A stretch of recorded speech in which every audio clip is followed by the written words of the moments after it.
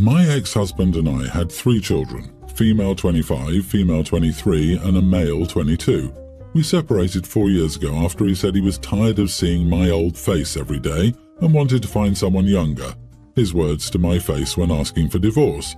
The divorce was a mess. He tried in every way to take everything I had, and I even had to take on half of his debts. Long story short, I never talked to him face to face again, and we only talk through lawyers when it's something about our children. Months ago, from my children, I found out that he was diagnosed with cancer, and it's in an advanced stage. I didn't say anything more about it because no topic related to him appealed to me.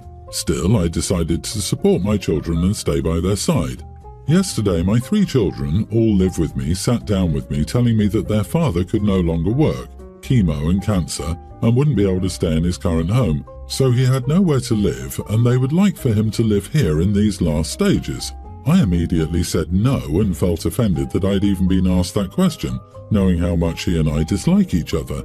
They started to argue that our house was his last option because his relatives couldn't and didn't want to leave his father without a home, and that I should think about them. I asked who would care for him when things got worse because all 3 of them work outside the home and I work from home, or who would cover all his financial and medical expenses. They didn't know how to answer, and they would decide between the 3 of them to help their father and not be so burdensome for me. The 3 of them were willing to let their father live in our house.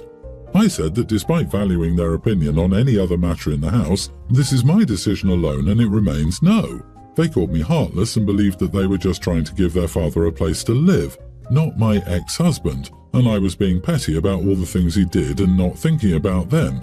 They're still pressuring me to change my mind, especially with their father only having 15 more days in his house, but I can't feel anything other than offended that they asked that, knowing how much the divorce messes with me, depression and anxiety. My ex got in touch on my personal number, asking me to rethink and leave the past behind just in these last moments. Funny that he asked me, not his exes, much younger than me. Am I the idiot? If you want to know, the oldest is waiting for her own house to be ready, and the 2 youngest are still unable to live independently.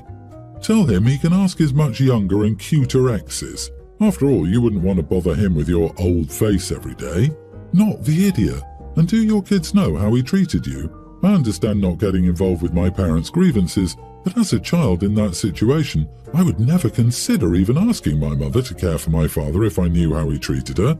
This would be my hill to die on. They don't know that he talked about looking for new faces, but right after the divorce he dated a woman 20 years younger, so there's no way not to connect the dots. They know how bad I was, depression, anxiety, low self-esteem. After the divorce, I spent 30 days in bed doing almost nothing. They had to force me to eat, so they knew something. Knowing something by connecting dots isn't the same as knowing the truth. You need to tell them exactly what he said to you and ask them if they would allow that behavior if it was them. They're old enough for you to sit and explain exactly what he told you and what you went through. Also old enough to put their own money to maintain their father. And if they continue, you can kindly invite your children to move in with their father. Lady, they're all adults now. Sit them down and tell them why this man cannot be in your home or a part of your life. The audacity of your kids to take issue with you upon this dude reaping his karma. Bottom line, it's not their house. Too damn bad they haven't been motivated enough to get their own homes to facilitate their father's care. Or in the case of your eldest, she can take him in when her house is finished. Ta-da! Problem solved without dragging mom into another one of their father's issues. Last month, my teen son Austin got a really nasty sprained ankle during a soccer game. I took him to urgent care and even an orthopedic doctor. Everyone said to lay off the ankle for at least 6 weeks. Austin was compliant and did nothing but complain about how much it hurt. Miraculously, he suddenly felt better when he got a chance to perform at a school rally. It's basically a competition between the grades. The juniors were doing a grease performance.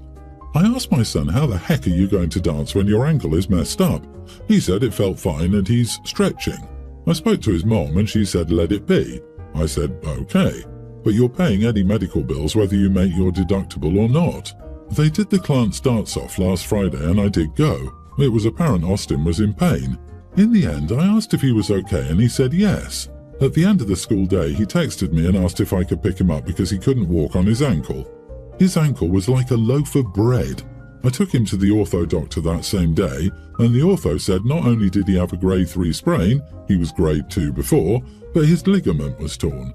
He said we could try resting it and rehab, but his ankle will likely be unstable and subject to chronic injury, especially if my son isn't taking it seriously. I said he might as well do the surgery. His downtime is roughly the same as letting it heal on its own. I spoke to his mom and she said she needed to give them her insurance information. Yes, our boys have double coverage. Our employers pay 100%, so obviously we didn't turn that down. Long story short, her insurance covers 65% and mine covers 35% with a copay of $3,000. The bill wasn't issued until after the surgery, which was on Tuesday. I told my ex I'm not paying crap on the copay. That's on her. After I said no, she told him it was okay to do the dance thing. She said that wasn't fair. I said too bad. This was all totally preventable. She said I'm obligated to pay half, and I said take me to court then. It will cost you more to do that and I'll countersue you for things you were supposed to pay half, but I paid 100% because it was easier. Edit. To put into perspective how irresponsible my son was, he had his friend on his shoulders while another friend was swinging off the legs of the friend on his shoulders. Then he was lifting girls too. He wasn't even wearing an ankle wrap. Toward the end, he was literally dancing on one foot. Not the idiot, and I agree with you. She made this decision, she should pay for it. However, what do your custody papers say?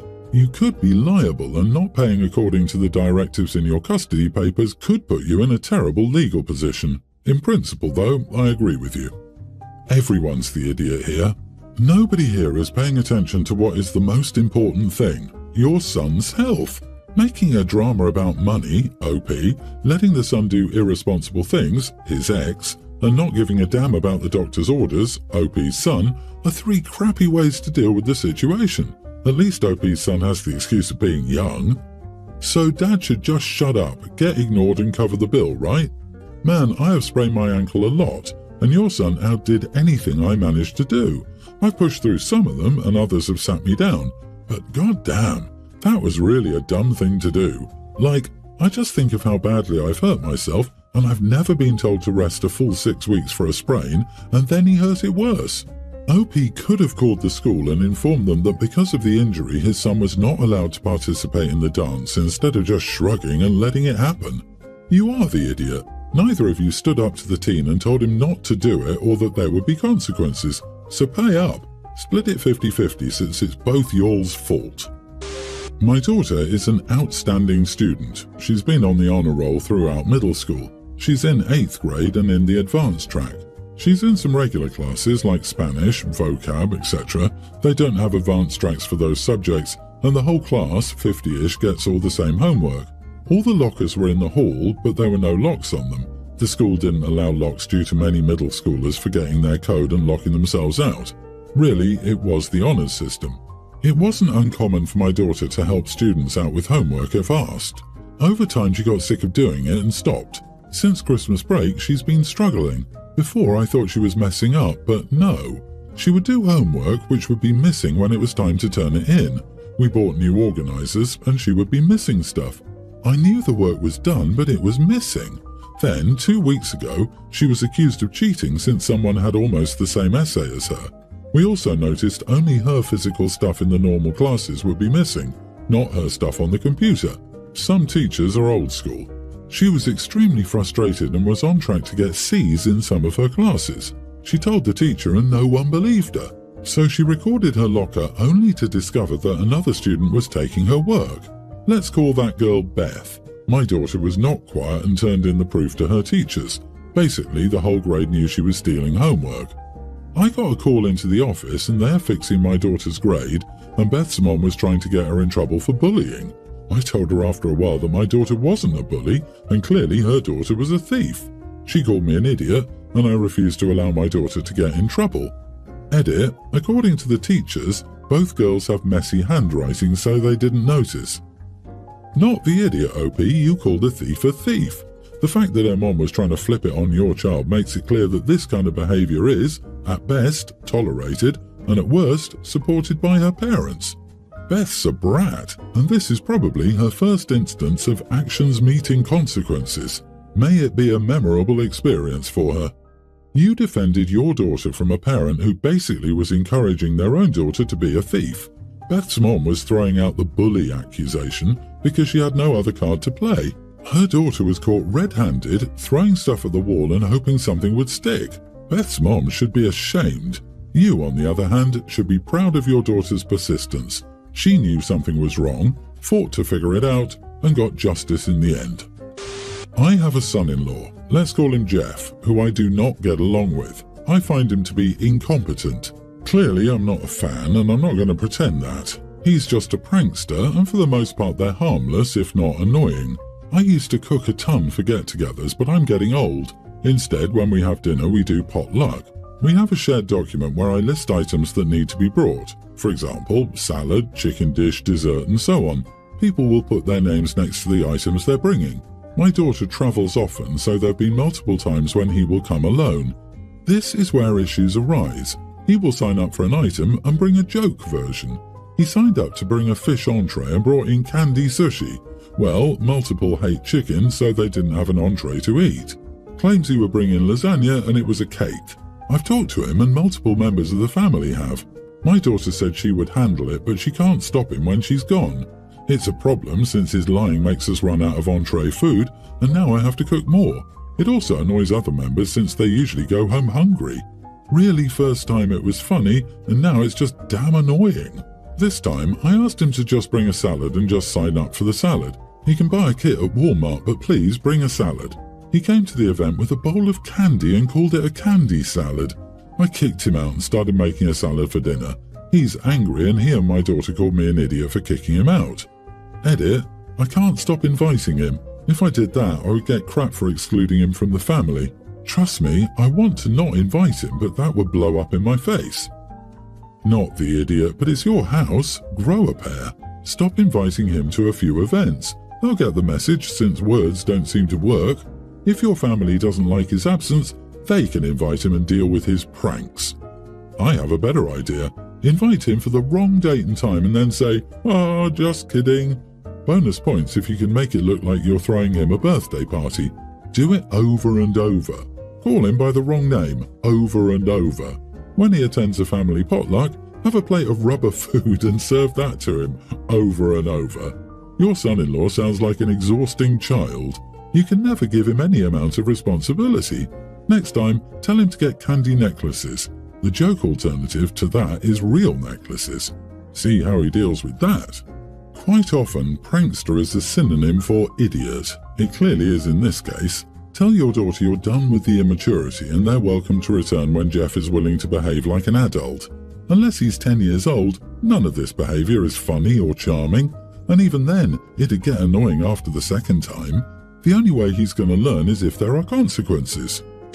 My mom died when I, nearly adult female, was 12 and my dad remarried 4 months ago. His new wife is Lorraine and she's okay. I don't exactly like her, but I tolerate her for my dad's sake. I know he loves her and I know she's nice to him, so that's all that really matters. She'll never be a motherly figure for me or someone I will be particularly close to, but that's okay, we don't have to be. Except she wants us to be. I think that part of what bothers me about her is she can't accept that we're not very close. She told me she wanted to be the woman I turn to when I need womanly advice, and when I told her that was nice and all, but I didn't want that. She invited herself over to my grandparents', my maternal grandparents' house, when I was there for time with my grandma, and she insisted that she was now part of that family as well. She wanted to make time for the 3 generations of women in the family. My grandparents told her she needed to leave and she got so upset. My dad told her she went a little too far with that and she backed off. But she did try to get me to choose her over other women in the family. Any time I've spent some time with a woman in my family, she's tried to talk me into spending it with her instead. She has no kids of her own, so maybe that's why she's so pushy about it. But I don't like it. Anyway, that's just some info. I know it's not that big of a deal and I don't hate her, but I don't need us to be close like she wants and I don't see her as someone I want to be closer to. So the thing is, she loves to cook and my dad loves her cooking. He compliments her on it all the time. He has told her his belly was never happier and stuff like that. I'll thank her for cooking but never rave about it in the same way. Last week she made this big dinner for just the 2 of us since Dad was working late and I had to eat with her because a household rule since I was born was we eat at the table. She was asking what I thought, and I told her it was nice and thanks for cooking. She told me nice wasn't good enough. Then she kept asking me to describe what I thought, and after a few minutes of me not being that detailed, she mentioned how my mom wasn't that great of a cook. I told her she was looking at the wrong person if she wanted to hear that her cooking was better than my mom's. Lorraine slammed her hands down on the table and told me I was rude and that disrespecting her like that was not a way to show appreciation for someone's food. I told her she brought up Mom and her cooking after fishing for compliments. She told me she's tired of feeling like I merely tolerate her and that being able to admit she can do something better than my mom when she knows it's true is a sign that we're turning a corner, but I decided to be rude instead. Ever since that dinner, she's huffed and puffed when I'm around, and it's been pretty clear she wants an apology. Am I the idiot? Not the idiot. Sit your father down and tell him to get his wife in line. She is not your mother. She's not even a mother figure. She's just his wife. And her trying to replace your mother by barging into aspects of your life that have nothing to do with her needs to stop, or it is going to seriously damage your relationship with him. This is his problem to fix. Lorraine needs therapy. You are correct that she's pushing way too hard here. They've been married for 4 months and she basically wants to throw the memory of your mother under the bus. She may feel like she has to establish this bond quickly before you go off to college. That won't happen and she's wrong to try to force it. You should tell her that if she stops trying to be your mom, maybe you can be friends someday. But marriage does not create instant family roles. You build relationships over time, with respect and caring.